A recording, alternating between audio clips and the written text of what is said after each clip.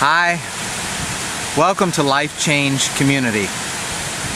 For the last couple of days, we have been learning some of the valuable lessons about God from Psalm 23, maybe the most read part of the entire Bible. Many people know this passage about God being a shepherd and leading us through dark valleys.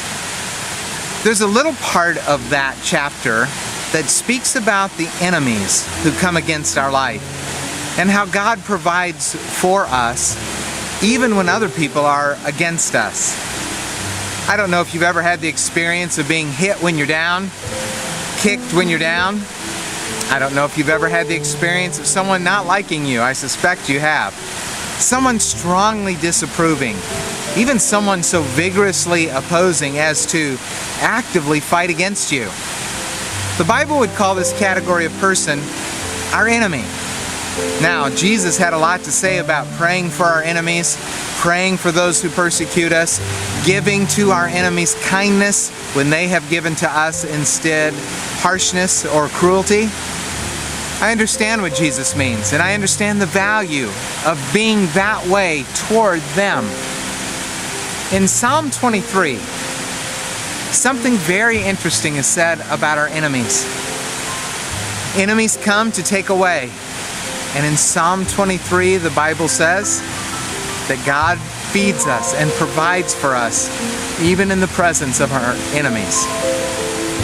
The Bible says that there's a table that's been set, like a banquet table, that's between us and our enemies. And guess who the host is? Guess who the owner of the house is? Guess who the master of the feast is? It's God. God places a table between us and our enemy. And God puts all the provision we need for life. We can sit there and eat even while our enemies are walking across the banquet room in our direction. We can drink. The picture is a person who is at ease. We can be at peace. The setting is very tranquil, and yet an enemy's in the room. And God is the host. God's the waiter. God's the setter of the table, the preparer of the food. God's the builder of the table. Not only is a table and a feast and all of the provision we need in life prepared for us and sitting there, but God stands between us and our enemy. I remember one time listening to a Secret Service agent, a person who had protected the President of the United States, and he was describing some of the protection techniques, and he said it was incumbent upon the Secret Service agent to always be ready to put himself or herself between the threat and the President. That's what God does. Enemies, gonna have them.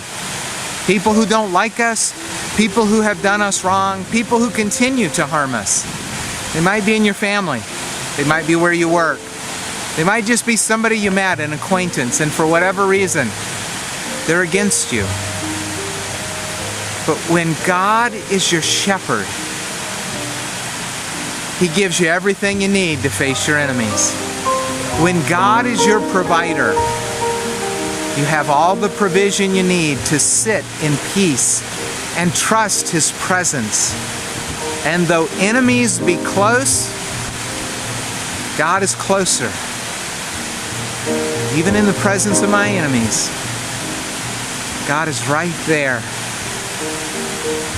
Who's discouraging you today? Who might be even perceived as a threat in your life or for your happiness or for your peace of mind today? God is closer. I know things in your life are changing, bound to be. But when your life is changing, that's when God can change your life.